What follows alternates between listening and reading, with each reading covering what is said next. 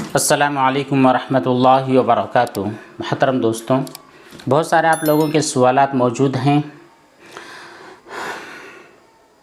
User WI5 सवाल करते हैं और पूछते हैं कि मुफ्ती साहब, मेरे जो कमरा है, मेरा जो रूम है, वहाँ पर बर्तन धोने वाला वॉश बेसिन भी मौजूद था।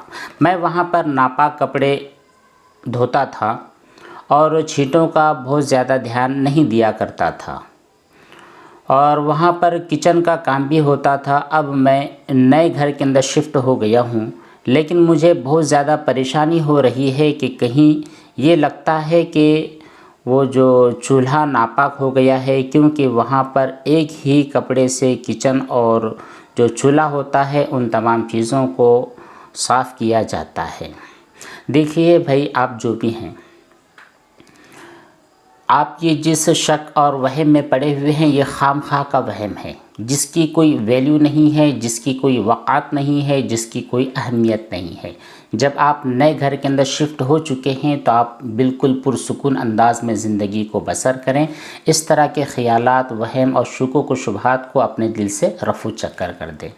पाँचों नमाज की जो पाबंदी होती है, भरपूर पाबंदी कीजिए, कुरान करीम की तिलावत कीजिए, अल्लाह ताला से दुआएं मांगते रहिए और इस तरह की किसी भी ख्याल के अंदर आप अपने आप को परेशान हरगिज़ ना करें। अगला एक सवाल किया गया है। अस्सलामु अलैकुम मुफ्ती साहब। वालेकुम सलाम। मेरा नाम रुखसार है।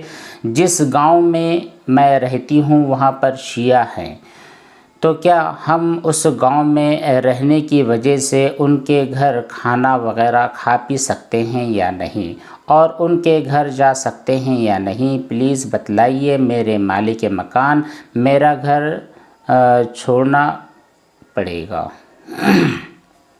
क्या हम शिया के यहाँ पर पैसा वगैरह मदद के लिए दे सकते हैं? देखिए रुखसार जी, आप जिस गांव में रहती हैं उस गांव के अंदर आप बिल्कुल रहिए, कोई मसला नहीं है, कोई टेंशन वाली बात नहीं है।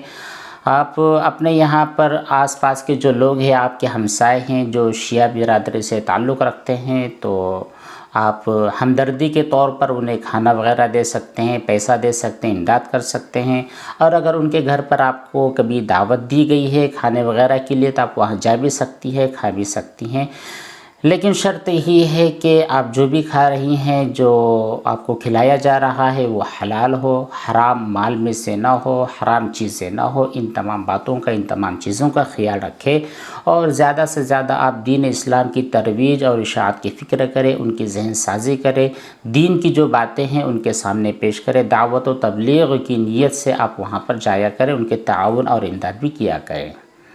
अगला कमेंट किया गया है कि मुफ्ती साहब, बकरे ने 5 या 6 दिन पहले पेशाब किया और फिर उसको पी भी लिया है। उसके बाद हमने 5 दिन तक साफ़ मग्गे से उसको पानी पिलाया है, ठीक है, और हर बार उस मग्गे को धो भी दिया है, तो क्या अभी तक वो मग्गा नापाक है? भाई, जब वो उस मग्गे को आपने 4 से 5 मरतबा 5 दिनों तक लगातार धोया है, तो फिर अब उसके नापाक रहने का कोई सवाल पैदा नहीं होता है। आपका वो मग्गा बिल्कुल पाक हो चुका है, कोई टेंशन लेने की बात नहीं है। अज़ीम मुइन ने सवाल किया है और कहते हैं कि मुफ्ती साहब, दिल में गलत वसवसे आते हैं और ये हम यासीन पढ़ रहे हों और समझ नहीं आ रही है, लेकिन यूँ ही हमारी एक मुस्कुराहट निकल गई है, तो क्या ये कुफ्र है या बेअदबी है? देखिए, जब आप कुरान करीम की तिलावत कर रहे हैं ना, तो कुरान करीम की तिलावत करते वक्त आपको ये ख्याल करना चाहिए कि आप जो कुछ पढ़ रहे हैं अल्लाह तबारक ताला उसको सुन रहा है। आप अल्लाह का कलाम पढ़ रहे हैं, बड़ा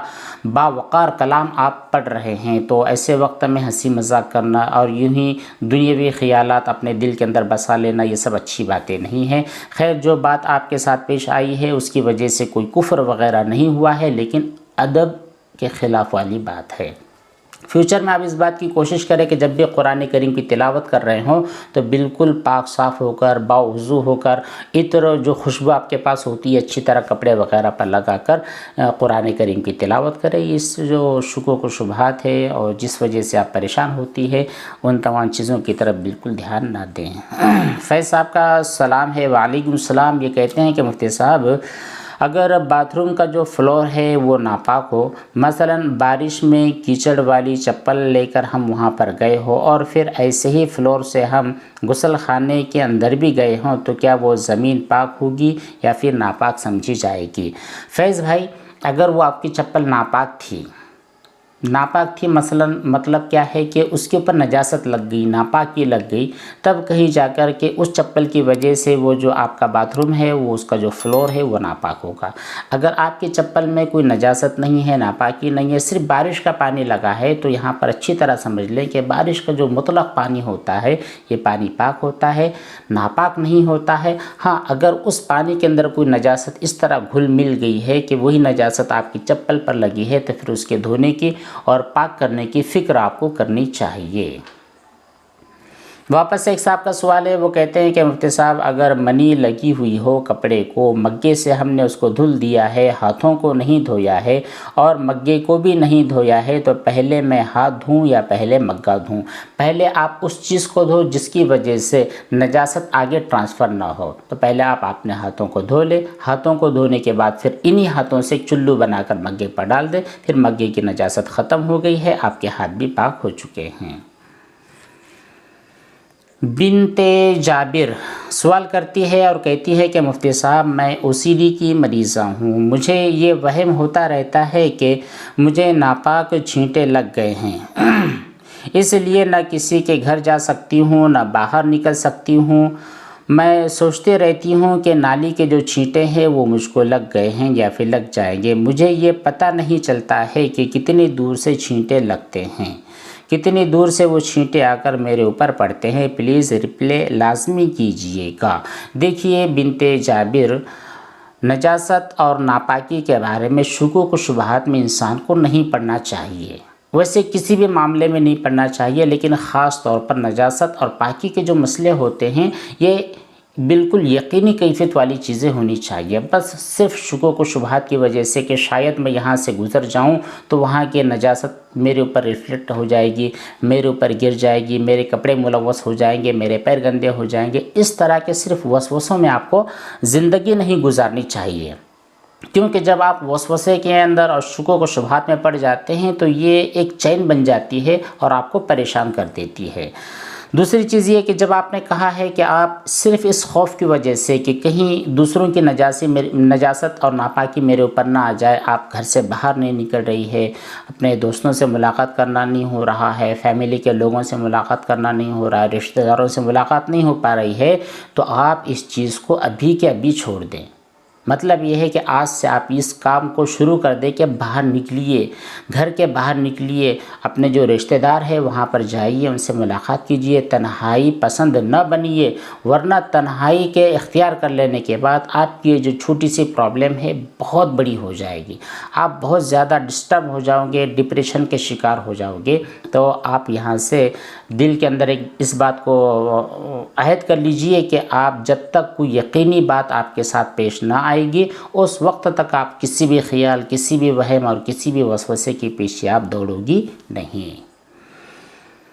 मुश्ताक खान ने भी सवाल किया है और सलाम पेश करने के बाद कहते हैं कि मुफ्ती साहब, फेस पर जो येलो कलर के दाने निकल जाते हैं उसका जो पानी होता है उसका हुक्म क्या है? वो नजासत है या फिर नहीं? अगर वो निकल गया है तो उसकी वजह से वज़ू टूट जाएगा या नहीं? मुश्ताक भाई, जब तक वो आपके चेहरे पर पिंपल्स बने हुए हैं उसके अंदर जो पानी है अभी तक कोई टेंशन की बात नहीं है, लेकिन जिस वक्त वो पिंपल्स फूट जाए, उसमें की नजासत बाहर निकले, उसमें का येलो कलर का पानी या वाइट कलर का या रेड कलर का पानी बाहर निकलकर बहने लग जाए, ऐसी कंडीशन में आपका वज़ू टूट जाएगा और फेस के ऊपर जितनी जगह पर वो बह गया है उतनी जगह नापाक होगी। लेकिन जब तक वो पिंपल्स के अंदर वो पानी मौजूद है तब तक की कोई टेंशन वाली बात नहीं है।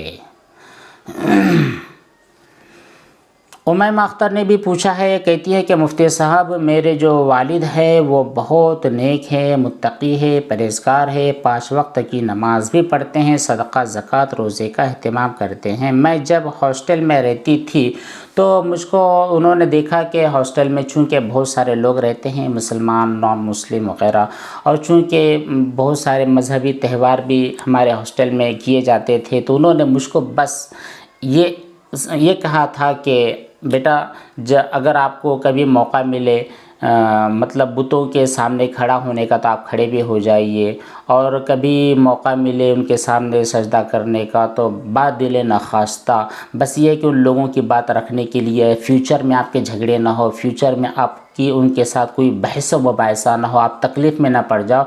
इसलिए उन्होंने मसलहत के तौर पर सिर्फ इतना कहा था कि बस दिखाने के लिए, दिखावे के तौर पर, तुम्हारे दिल के अंदर तो ईमान है, सिर्फ दिखाने के लिए बुतों की ताज़ीम में जो काम वो करना चाहते हैं आप कर लो। तो इसकी वजह से मेरे वालिद के ईमान का मसला क्या होगा। तो कौन है आप? उमैमा जी। देखिए, सबसे पहली बात तो ये है कि आप अपने वालिद को कहें कि आप तजदीद ईमान कर लीजिए, एक मरतबा ला इलाहा इल्लल्लाह पढ़ लीजिए। दूसरी चीज़ आप उनको ये समझाएं कि देखिए अल्लाह तबारक ताला ने हमको पैदा किया है, वही हमारा खालिक है, वही हमारा राज़िक़ है, इसके ऊपर हमारा ईमान है, और इस ईमान के साथ कोई कंप्रोमाइज़ नहीं है, ठीक है, कुछ भी नहीं। बुतों के सामने झुकना, बुतों की इबादत करना, चाहे बादिल नखास्ता क्यों ना हो, यानी आपका दिल नहीं चाहता है, फिर भी आप बस यूँ ही दिखावे के लिए झूठ मूठ के ही आप बुतों की ताज़ीम करते हैं, उनकी इबादत करते हैं, उनके सामने झुकते हैं, आपका यकीन नहीं है लेकिन बस दिखावे के लिए करते हैं, तब भी ये कुफ्र ही है, ठीक है। आप ये तमाम बातें उनको समझाएं, और अल्लाह के अलावा किसी से डरना नहीं है, मखलूक़ात से डरना नहीं है, अल्लाह ताला जो कि खालिक है बस उसी से डरना है। क्या फिर वो आपकी क्लास फेलोज़ हों, चाहे आपके कॉलेज के लोग हों, कहीं पर भी हो, आप ईमानी शान के साथ, ईमानी शनाख्त के साथ आपको जीना है, और इंशाअल्लाह जब तक आप ईमान के दायरे में रहोगे, अहकामात ईमानिया को फॉलो करते रहोगे, अल्लाह और उसके रसूल के अहकामात की पाबंदी करते रहोगे, दुनिया की कोई भी ताकत आपको झुका नहीं सकती है, आपको रुस्वा और दलील नहीं कर सकती है। इस बात पर आपका पुख्ता यकीन होना चाहिए। बहरहाल आपने जो भी कॉलेज में किया है, नहीं किया है, अगर नहीं किया है तो अल्हम्दुलिल्लाह, अल्लाह का शुक्र है, और अगर खुदा न खास्ता किसी बात पर अगर आपने अमल कर लिया है तो आपको भी तजदीद ईमान करना है। तजदीद ईमान का मतलब यह है कि आप सच्चे पक्के दिल से अपने उस गुनाह की माफ़ी मांग लीजिए, अल्लाह ताला से कहिए कि अल्लाह ये गुनाह हो चुका है, अब इसके बाद मुझको ये काम कभी भी नहीं करना है, अल्लाह मुझको इस बुरे काम से बचा ले। ये है सच्चा पक्का, सच्ची पक्की तौबा। ये आप भी करें, आपके वालिद साहब भी करें, और उसके बाद में फ्यूचर में जब भी आपके साथ कोई ऐसा मसला पेश आए तो मुकम्मल एतमाद, मुकम्मल यकीन अल्लाह ताला की ज़ात पर रखें, तमाम अहकामात को अदा करते रहें। गैरुल्लाह की परस्तिश करना शरीयत में नाजायज़ है, हराम है, चाहे वो दिखाने के लिए हो या सचमुच हो। अल्लाह तबारक ताला से दुआ फरमाएं कि इन तमाम बातों पर अमल की तौफीक बख्शे। इसके अलावा और जो कुछ सवालात होंगे इंशाअल्लाह अगली नशिस्त में, अगली मजलिस में उनके जवाबात ज़रूर दिए जाएंगे। काफ़ी दिनों से वीडियोस शायद नहीं आ रहे हैं, तो हो सकता है किसी मजबूरी, किसी परेशानी की वजह से नहीं आ रहे होंगे, तो उनके जो जवाबात है रिटर्न में, टेक्स्ट में भी रवाना किए जा रहे हैं। अस्सलामु अलैकुम व रहमतुल्लाहि व बरकातुहू।